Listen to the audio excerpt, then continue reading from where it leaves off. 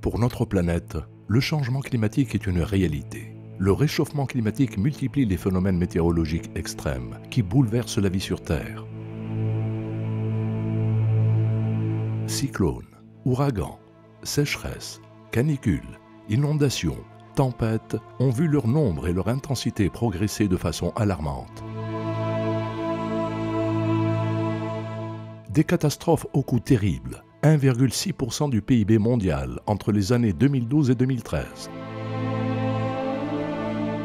À ce rythme, ce coût pourrait aisément atteindre 4 à 5% en 2025 et 20% en 2050, menaçant les populations les plus pauvres et les plus vulnérables. Au Maroc, le changement climatique est déjà un fait. Réchauffement moyen estimé à 1 degré Celsius, baisse significative des précipitations de 26% dans certaines régions, accélération des phénomènes extrêmes, sécheresse et inondations, hausse des vagues de chaleur constituent les principaux phénomènes recensés durant les dernières décennies. Les projections à long terme prévoient une situation plus préoccupante encore, avec des hausses de température et des baisses de précipitations plus importantes. L'eau, véritable moteur du développement économique, se raréfie davantage sous l'effet du changement climatique.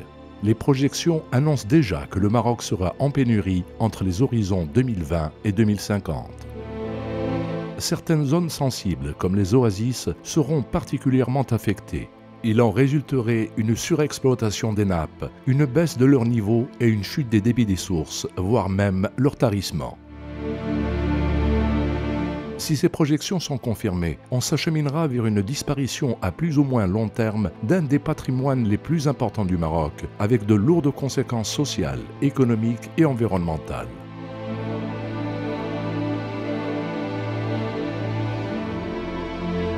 La politique des barrages menée depuis 1967 était déjà une politique d'adaptation aux sécheresses et inondations qui se succédaient à une fréquence inhabituelle, prélude au changement climatique. Une nouvelle stratégie a été mise en place pour la poursuite de la mobilisation de nouvelles ressources, une meilleure gestion de la demande et la protection des ressources en eau et des sites sensibles, bassins versants, oasis, lacs naturels, nappes. Le secteur agricole est sérieusement menacé par le changement climatique. Seront principalement affectées les cultures pluviales qui sont la base de l'économie des petits agriculteurs. Environ 71% des terres seront ainsi inaptes à cette culture.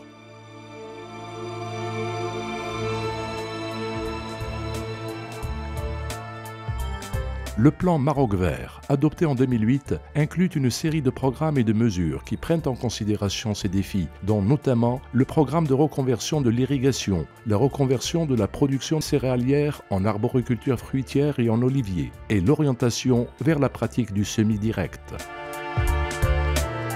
Le littoral subit de plein fouet les impacts du changement climatique. Ces effets se manifestent par un certain nombre de phénomènes, dont l'érosion des côtes sableuses et la submersion marine. Elle est accentuée par le phénomène de littoralisation. L'adoption d'une nouvelle loi sur le littoral et la mise en place d'instances nationales et territoriales sont un début de réponse à ces défis.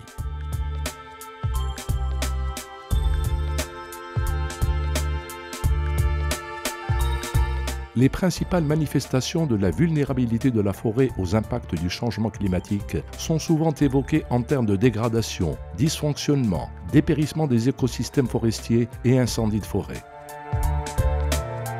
Le secteur forestier est l'objet d'une stratégie nationale qui se base sur une approche territoriale et participative pour la lutte contre la désertification, la conservation et le développement des ressources forestières, la protection de la biodiversité, l'aménagement des bassins versants contre l'érosion hydrique et le développement humain dans les espaces forestiers et périforestiers.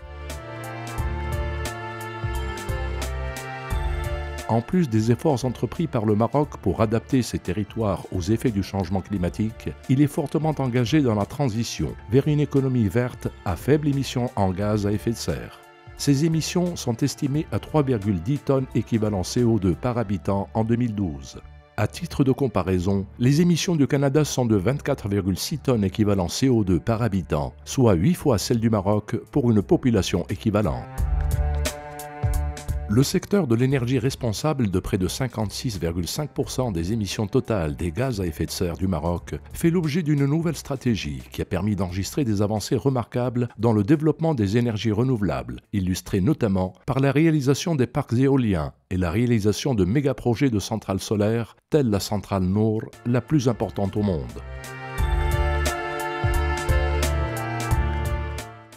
Le Royaume du Maroc est devenu l'un des acteurs majeurs de la transition énergétique dans le monde et plus particulièrement sur le continent africain.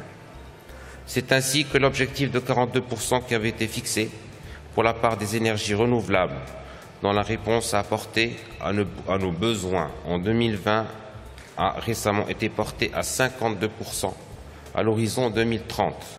L'efficacité énergétique constitue également un pilier important de la nouvelle stratégie énergétique du Maroc.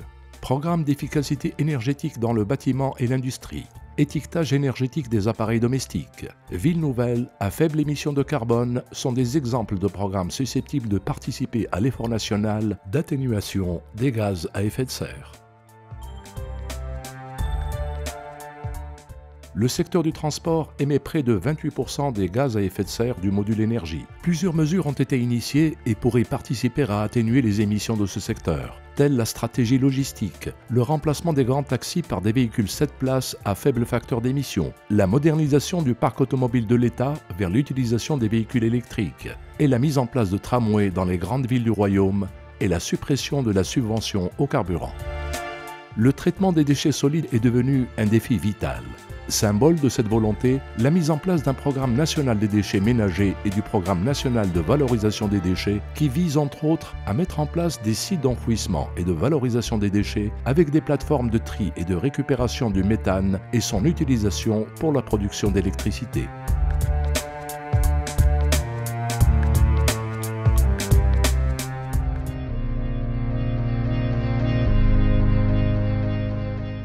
Sur le plan international, le Maroc est fortement engagé dans la mise en œuvre de la Convention cadre des Nations Unies sur le changement climatique, à travers la soumission de l'INDC Maroc au mois de juin 2015 et l'élaboration des communications nationales, dont la troisième vient d'être achevée avec l'appui du Programme des Nations Unies pour le développement. Cette communication a été élaborée dans le cadre d'un large processus de concertation et de renforcement des capacités impliquant tous les acteurs concernés, aussi bien au niveau central que local.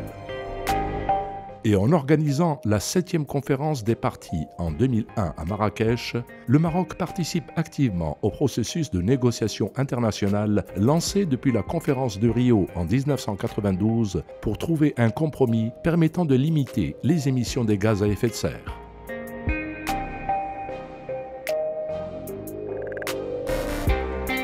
À la COP21, organisée en décembre 2015 à Paris, les 195 pays représentés ont adopté un accord historique sur le climat.